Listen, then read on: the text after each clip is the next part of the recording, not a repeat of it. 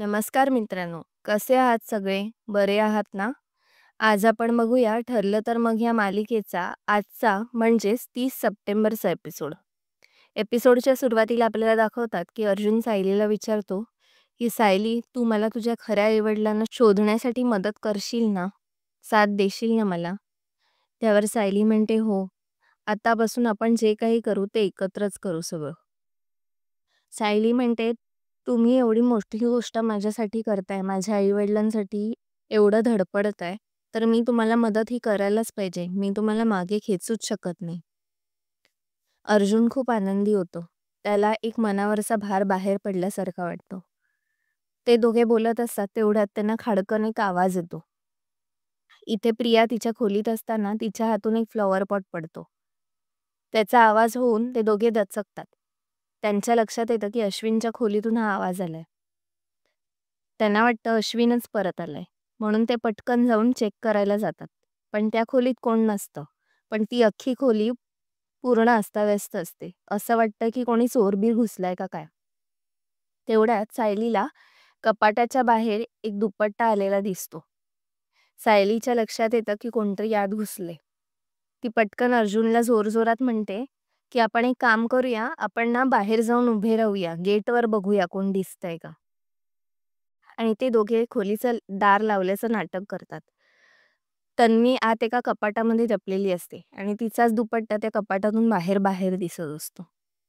ती कपाटाच्या पटकन बाहेर पडते कारण तिला वाटतं सायली आणि अर्जुन गेलेत आता निघून. जशी ती बाहेर पडते तसं सायली आणि अर्जुन लगेच आत येतात आणि ते तिला रंगेहात पकडतात. सायली म्हणते, चोर तर हा बघा समोरच आहे. तन्वी म्हणते, मी काय चोरीबिरी नाही केलीये. हे माझ्या हक्काचं घर आहे. माझं काही सामान होतं ते घ्यायला आले. त्यावर अर्जुन म्हणतो, सगळं सामान तर तुझं बाहेर फेकून दिलं होतं. आता काय उरलंय? त्यावर तन्वी म्हणते, मी तुला कशाला सांगू? माझं होतं काहीतरी सामान. अर्जुन मनात म्हणतो, हां, ही तर तिचं गाठोडं घ्यायला आली होती असणार.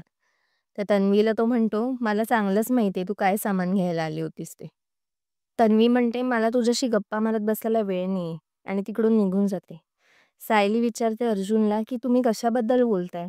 त्यावर अर्जुन तिला सगळं समजवतो की कसं तन्वीनी तिचं गाठोडं या खोलीत लपवून ठेवलं होतं आणि अर्जुन ते शोधत आला होता.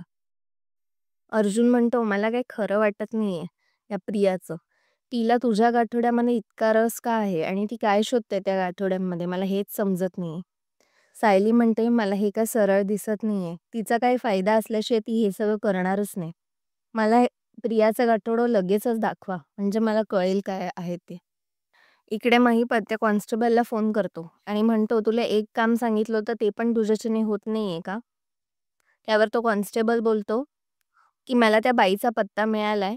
मी आता लगेच जाऊन त्या पत्त्यावरती माग घेतो. इकडे तन्वी तिच्या घरी येऊन विचार करत असते की ते गाठोडं कुठे गेलं असेल. मी एवढी रिस्क घेऊन गेले, पण त्याचा काहीच फायदा झाला नाही. आणि ती एकदम फ्रस्ट्रेट होते. तिकडे नागराज येतो आणि तन्वीला म्हणतो, एवढं कसलं फ्रस्ट्रेशन आलंय, एवढी कसली वैतागली आहेस? जे काम हवं होतं ते झालं नाही ना तुझं तिकडे जाऊन. त्यावर तन्वी त्याचा कॉलरच धरते आणि म्हणते, तू मला तिकडे मुद्दामून पाठवलंस ना, तुला माहिती होतं अर्जुन आणि साहिल घरी आहेत आणि ते मला पकडतीलच म्हणून. सगळं मला कळतंय. आणि महिपतने माझ्या सासरी जाऊन ते गाठोडं घेऊन पळून गेला, ही पण चाल मला तुमची समजते. तुम्हाला असं वाटतंय की हा काय उंदीर मांजरांचा खेळ आहे का? पण एक गोष्ट लक्षात ठेव, उंदीर कोण आणि मांजर कोण हे मात्र काळच ठरवेल. ही गोष्ट तू लक्षात ठेव. आणि आता तू कितीही गेम खेळलास ना, तरी सुद्धा शेवटचं चेकमेट हे माझ्याकडूनच होणार आहे. इकडे सायली ते गाठोडं खोलते. त्याच्यामधल्या जशा ती गोष्टी बाहेर काढते तसं तसं तिला आठवण होत असते सगळ्या गोष्टींची. आणि शेवटी तिला एक बाहुला मिळतो. तो बाहुला तिने ॲक्सिडेंटच्या दिवशी हातात ठेवलेला असतो. आणि तोच बाहुला बघून तिला पुन्हा सगळ्या गोष्टी आठवतात.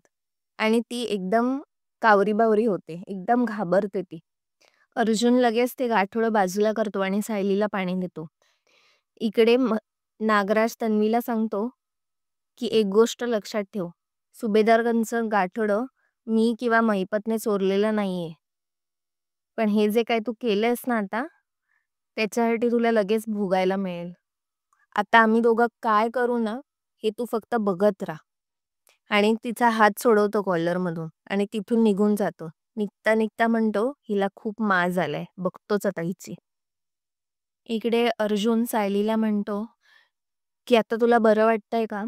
तेव्हा सायली सांगते, "अहो, मला माझ्या जुन्या आठवणी बघवत पण नाहीयेत, एवढा त्रास होतोय. मी तुम्हालाच तुमच्या शोधात मागे खेचते." यावर अर्जुन म्हणतो, "तू काही टेन्शन घेऊ नकोस. आपण एक काम करूया, आपण हवं तर सायकियाट्रिस्टची पण हेल्प घेऊया. तू काही टेन्शन घेऊ नकोस, तू बरी होशील."